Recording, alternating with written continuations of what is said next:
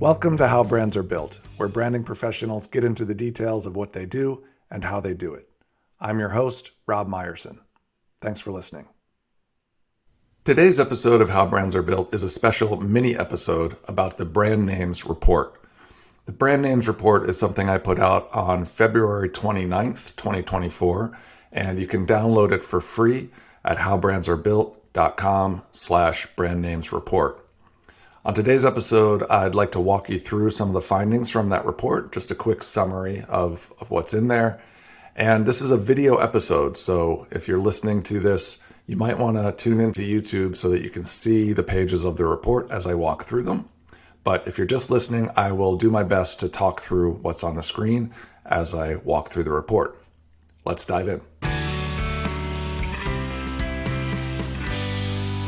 Here we are in the Brand Names Report, dated February 2024. A little overview of what's in here. So there's an intro, there's some information about the data, a lot of caveats that I'll get into, then an executive summary, followed by an overview of the more detailed findings. And that's about as far as I'll go in this summary walkthrough. So introduction. I won't read through what's on the screen right now, but just hit a couple of high notes. Just what is this report? So I was curious about some polls that are on a site called Brand New. Brand New is the leading brand identity review site. It's edited and written by Armin Vit, and it's mostly about visual identity design. But of course, a lot of times when there's a rebrand from a logo or visual identity standpoint, there's also a new name, or if it's a completely new brand, then it needs a new name. And so occasionally, not consistently, unfortunately, but occasionally, the blog will have a poll at the bottom of one of those posts asking users whether they think the name is fine or great or bad. Those are the only three options. Is it great, fine, or bad? And so I saw that these polls were happening, and I just thought there must be a lot of data there about these names. Let's analyze it and see if it tells us anything. And so from July of 2020 to June of 2023, visitors to the site cast a total of over 22,000 votes across 131 brand names. And so that's what is in this report. And then I wanted to see if I could find any kind of interesting trends or insights into why some names might perform better than others. Now, let's get into those caveats about the data. First, it all comes from that one blog, almost all of it. I'll explain where some of the other data comes from. Like I said, not every new name post on the site has a poll, unfortunately. Right now, and since I think August of 2020, Brand New has been a subscribers only site. And so the only people voting are subscribers, which would lead to the question of who are these people? A lot of them, I'm sure, are designers, but I don't think we can reasonably argue that this is a representative sample of the target audience for these brands, or really anything else that you would want if you were really going to analyze how quote unquote good a name was. It's just whoever the subscribers are to the site. Some of the names didn't get many votes at all, and so I'm a little worried that it's hard. It's not the best data. If you only have 20 votes on a name, how seriously can you really take that?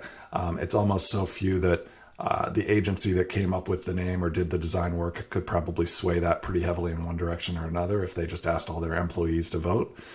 So not accusing anyone of anything, but when there aren't a whole lot of votes, I get a little less comfortable analyzing that data. And so I have tried to mitigate that in a few cases and only look at names with, say, 100 or more votes or something like that.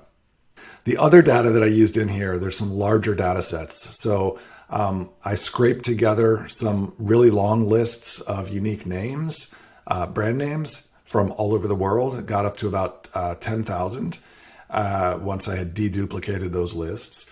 And so I don't have any votes or any kind of data on how people have perceived those names, but in places in this report where I just wanted to see how long is the average brand name and things like that, I used that larger data set.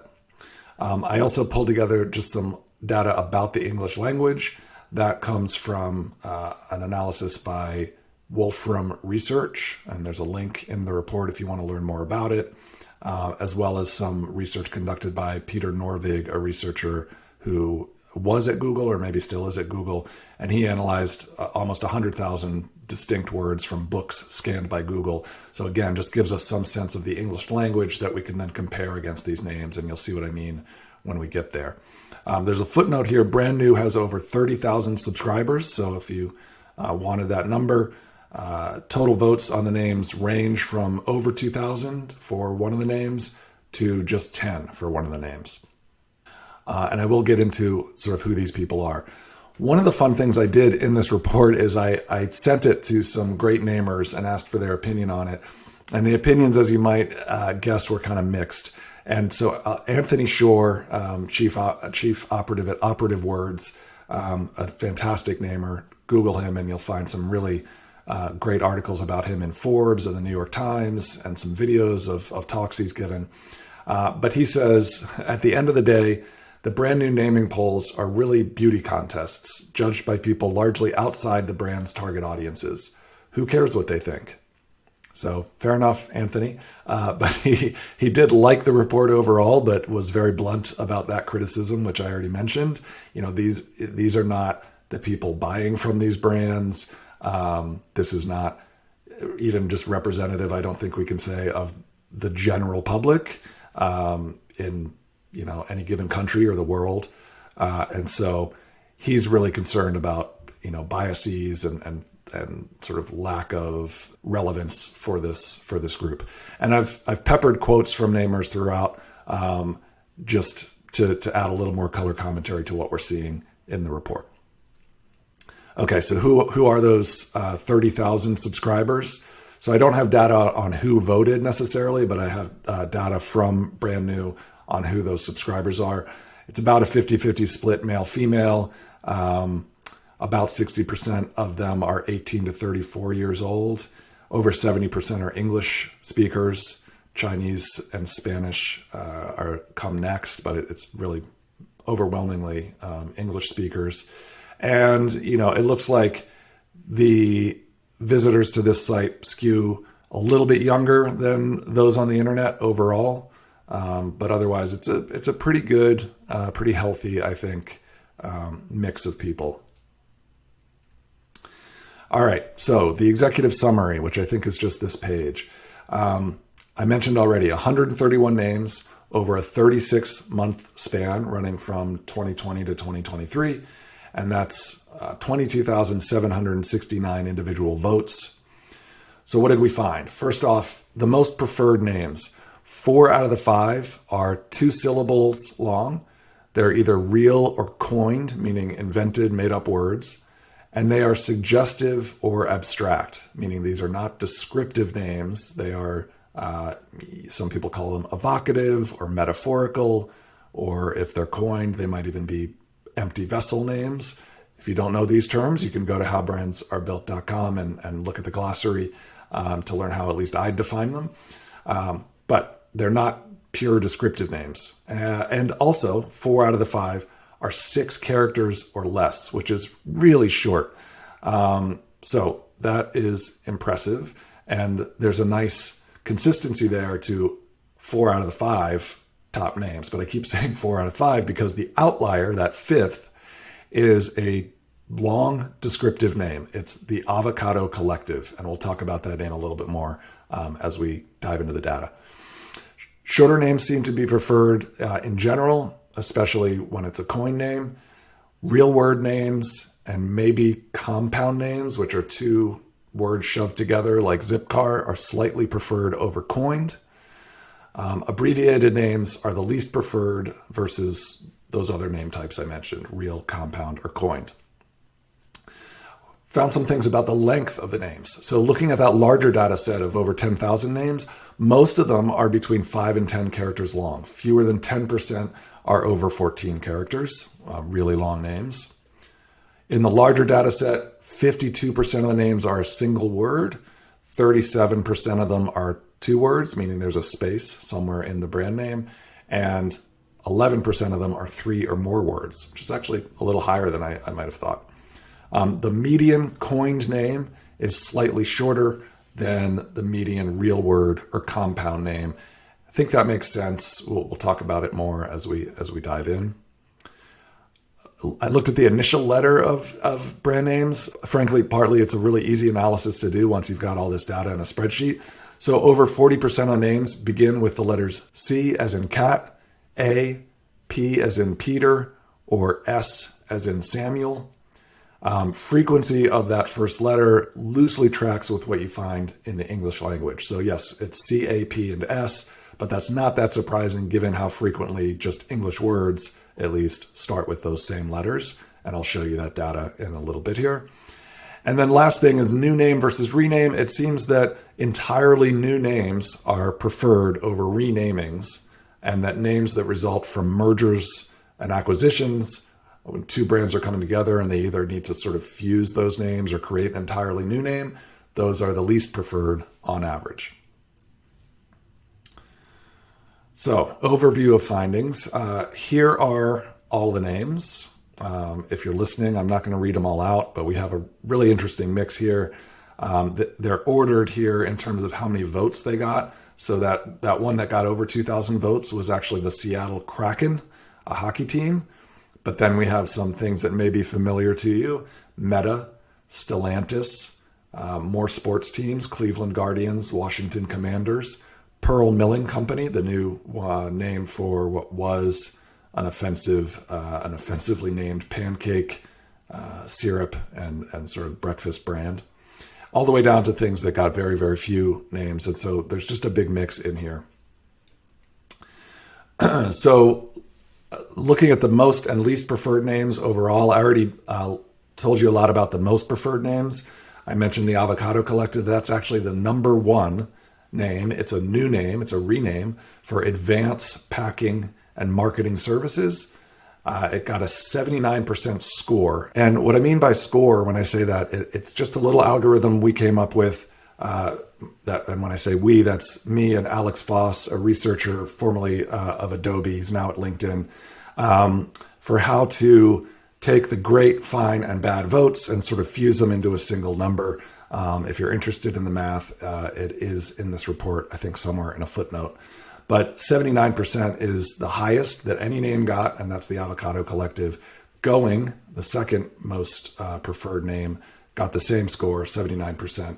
That's also a new name, a renaming for Scott's Cheap Flights. So worth mentioning here that both of these shortened the name considerably from what it used to be and went from something really descriptive and dry to still descriptive in the case of Avocado Collective, but sort of less so and certainly less dry.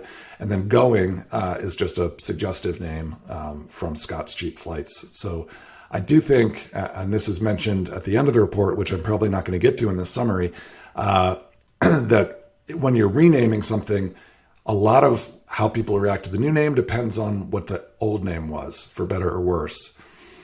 The third name is Izzy, I-Z-Z-I. Fourth is Milo. And in fifth place is Reveal.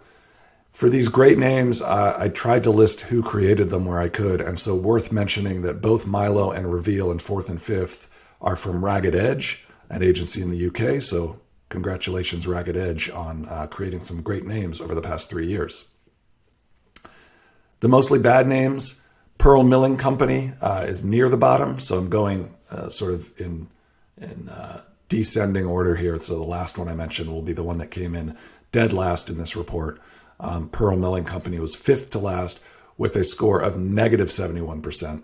I probably should have mentioned that earlier. That score that I talked about goes from positive 100 theoretically to negative 100%. And this is negative 71%. It had 24 great votes and 454 bad votes. So that's how we got to a negative, by doing the subtraction there and looking at the percentage of the total votes.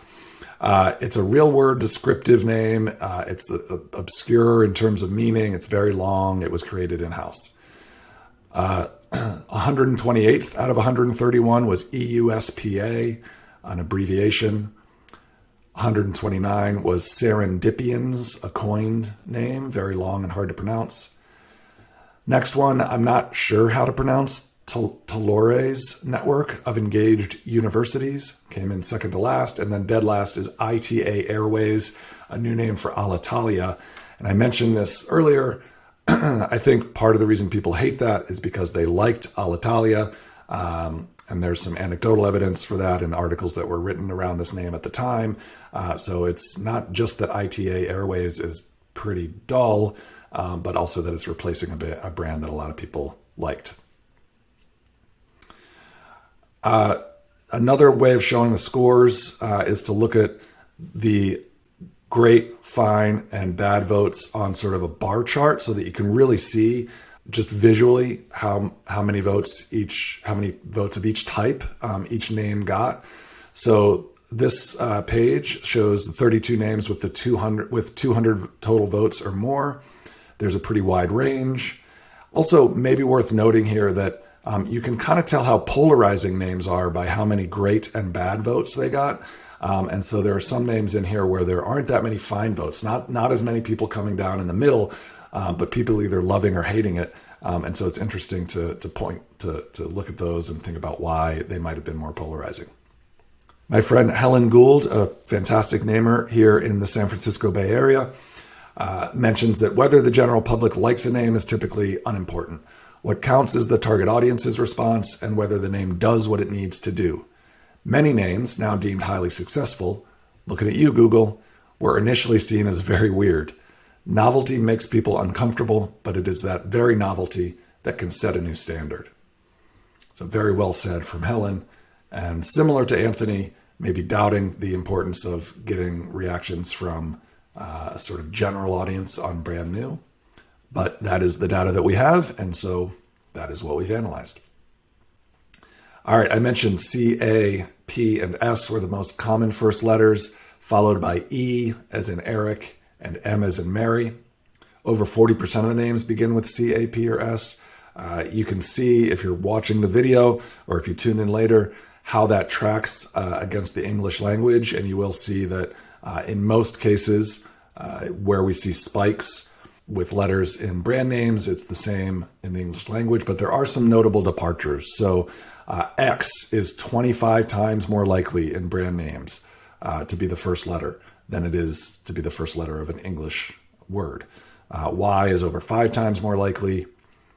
H and D are the reverse. They're more likely in English than in brand names. I did the same analysis with that larger data set and really just confirmed what we saw with the 131 names from brand new. B, as in Bravo, shows up a little bit more here. It's 8% of brand names start with that. Biggest departures still are X is one of them, but also Z and K, which are 4 times more likely in brand names.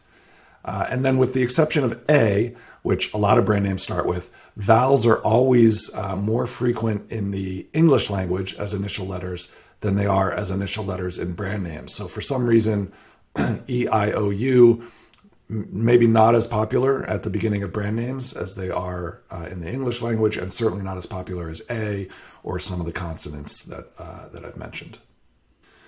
So just a thought from me here. I think it's not that surprising to see brand names, especially when they're coined, over-indexing on initial letters like X and Z and maybe K as well. Brand owners can choose any word they want, right? They can choose Zenith that starts with Z because it sounds cool, and they can invent entirely new words like Xerox or pull from Greek, as is in the case of Xerox. And so these letters, they may be seen as more distinctive and memorable because they are rare in the English language. So you would expect to see this effect of the more rare letters in the English language, the more likely they are in the beginnings of brand names. That rarity is evidenced by the fact that they are worth so many points in Scrabble, right? X and Q and Z. And to that point, I'm a little surprised we don't see a lot more Q brand names, which in this data set at least, there wasn't a huge difference between brand names starting with Q and English words starting with Q. All right, looking at length, over half the names are one word and 6 characters or fewer. Did the same analysis with the larger data set. Length skews a little bit longer here when we look at more brand names.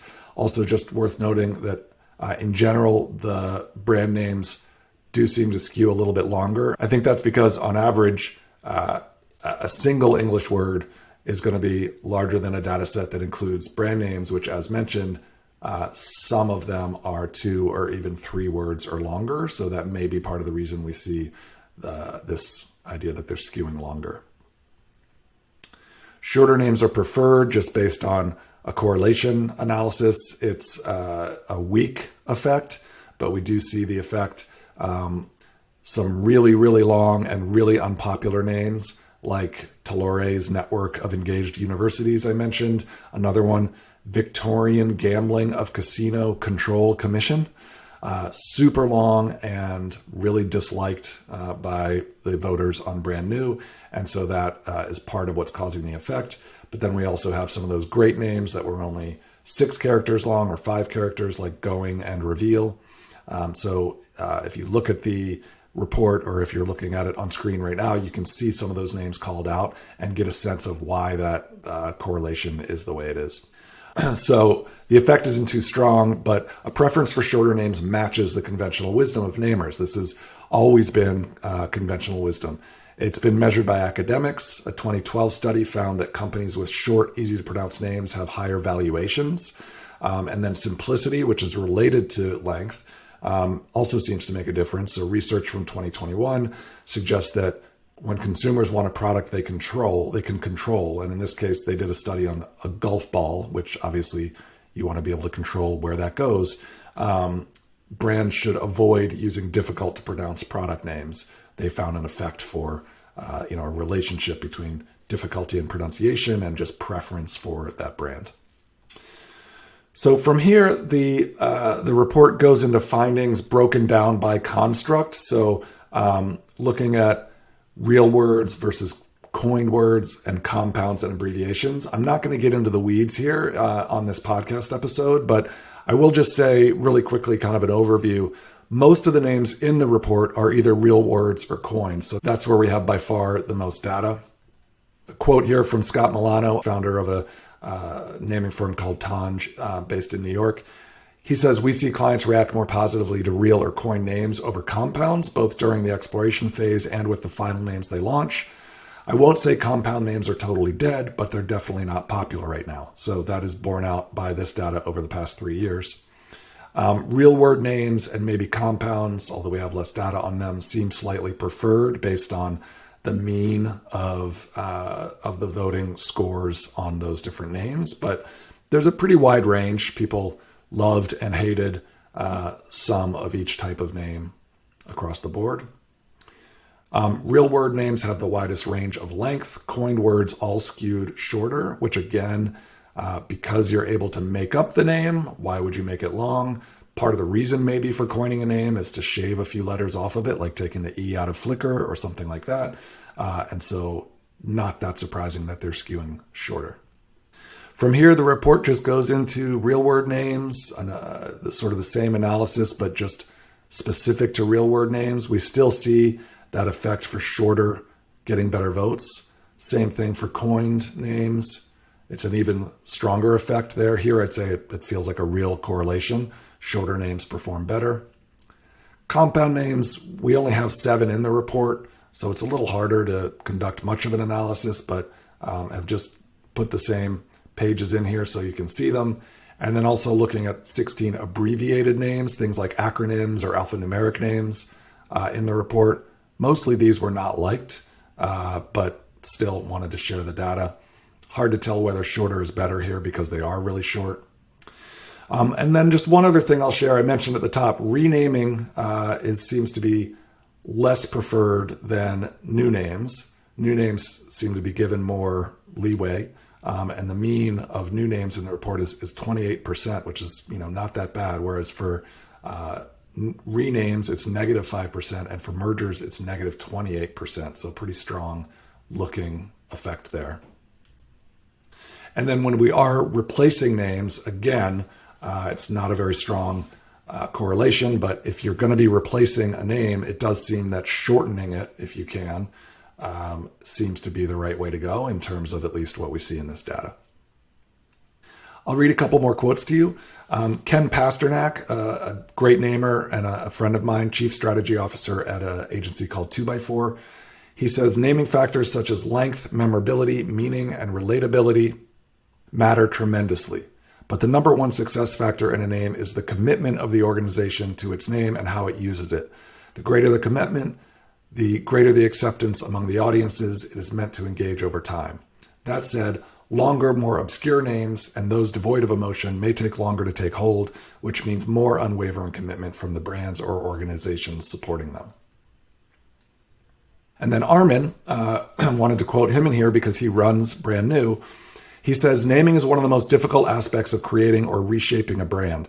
The process is as much about creativity as it is about compromise, whether it be for legal matters with the trademark officer or emotional matters with the clients.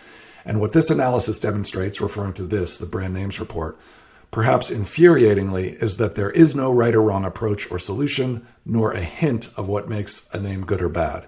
And therein lies the thrill of, one day, getting a name just right. So I think he's right. Armin's right. There's no right or wrong approach necessarily, but there are hopefully some hints of what makes some names maybe not good or bad, but more or less popular when you subject it to a popularity contest like the polls on Brand New. And hopefully some of that has been clarified for you in this brand names report. So that wraps up this little summary of the brand names report. Again, if you want to download a copy for yourself as a PDF, it's absolutely free. You can just go to howbrandsarebuilt.com/brand names report and let me know if you have any trouble finding it or getting it, or if you have questions about it that I haven't answered on this podcast episode. Hope you've enjoyed it. Thanks again for listening to How Brands Are Built. If you like this episode, please leave a rating and a review wherever you get your podcasts. How Brands Are Built is a production of Heirloom Agency, Inc. Our theme music is by Isha Erskine Project. I'm Rob Meyerson, and I'll talk to you next time.